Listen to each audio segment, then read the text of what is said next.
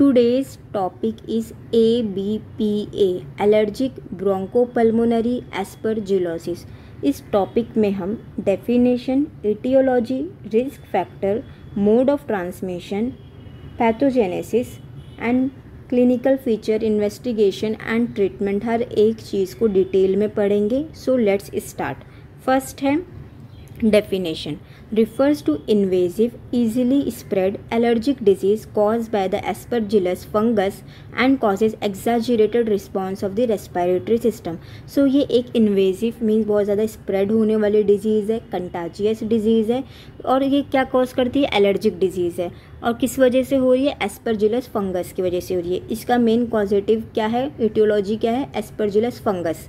और ये क्या कॉज करती है? रेस्पिरेटरी सिस्टम में एग्जैजरेटेड रिस्पॉन्स लाती है। Next etiology. इटियोलॉजी डेफिनेशन में ही देख लिए थे कि ये एक फंगल डिजीज़ है, फंगस की वजह से हो रही है। मेनली किस फंगस की वजह से हो रही है? एस्परजिलस नाम के एक फंगस की वजह से हो रही है।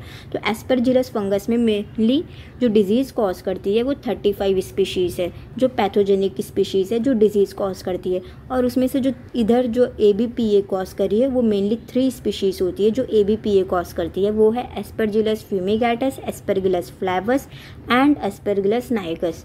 तो 35 में से जो ABPA कॉज कर रही है वो 3 स्पीशीज़ है, fumigatus, flavus and Niger.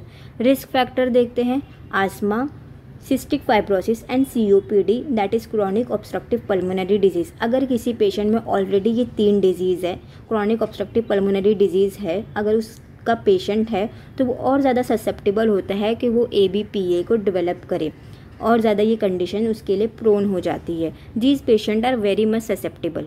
ग्लूकोकॉर्टिकोस्टेरॉइड use, अगर किसी पेशेंट में ग्लूकोकॉर्टिकोस्टेरॉइड मेडिकेशन का यूज़ हो रहा है तो वो और ज़्यादा ABPA को डेवलप कर सकते हैं, उनमें और ज़्यादा चांसेस होता है। ये मोस्ट इम्पॉर्टेंट पॉइंट है। न्यूट्रोपीनिया। न्यूट्रोपीनिया मीन्स न्यूट्रोफिल का काउंट नॉर्मल से कम हो जाना।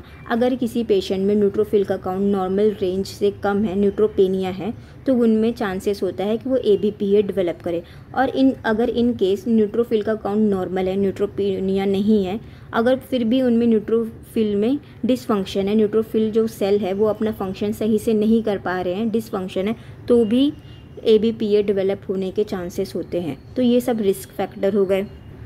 नेक्स्ट देखते हैं मोड ऑफ ट्रांसमिशन, कि ये जो एलर्जी डिजीज़ है, एलर्जिक डिजीज़ है, फंगल डिजीज़ है, ये कैसे ट्रांसमिट होती है? ये बाय इन्हेलेशन, इन्हेल करने के थ्रू ट्रांसमिट होती है।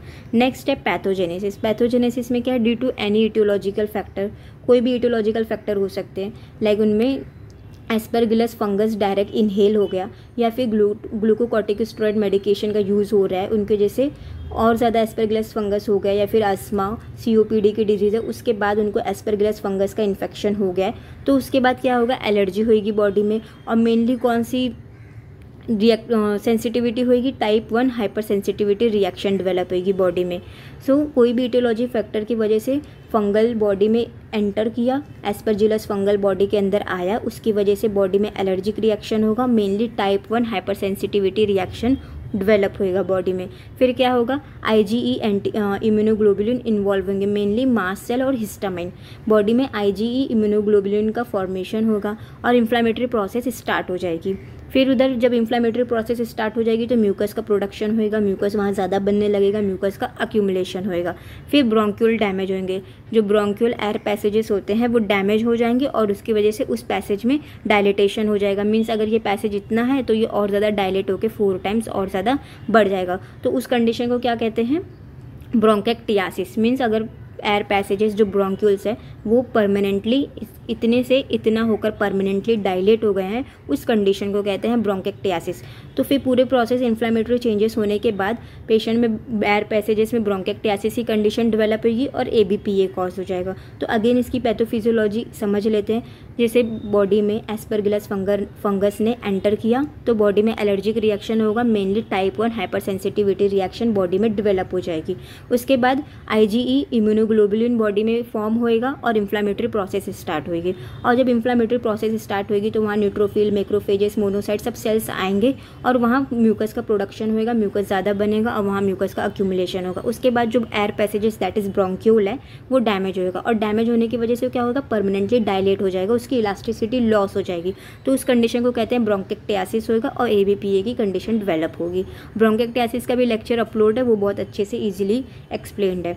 नेक्स्ट, इन्वॉल्वमेंट और कहाँ कहाँ इस वाले इन्फेक्शन का इन्वॉल्वमेंट होता है। लंग्स में तो देख लेते हैं एस्परजिलोमा होता है। एस्परजिलोमा मीन्स लंग्स में जो एस्परगिलस फंगस है वो अपनी कॉलोनीज बना लेते हैं, उस कंडीशन को क्या बोलते हैं, एस्परजिलोमा। कॉलोनीज के साथ डेड सेल्स भी वहाँ प्रेजेंट होते हैं, सेलुलर डेब्रिस और म्यूकस का भी प्रोडक्शन होता है, वो पूरे कंडीशन को मिला के एस्परजिलोमा बोलते हैं। तो लंग्स में क्या इन्वॉल्वमेंट होगा, लंग्स के अंदर जो एस्परगिलस फंगस है वो अपनी कॉलोनीज बना लेंगे, वहाँ म्यूकस का भी प्रोडक्शन होएगा, सेलुलर डेब्रिस, डेड सेल्स भी रहेंगे और उस कंडीशन को कहते हैं एस्परजिलोमा। तो लंग्स का इन्वॉल्वमेंट में एस्परजिलोमा देखने मिलेगा।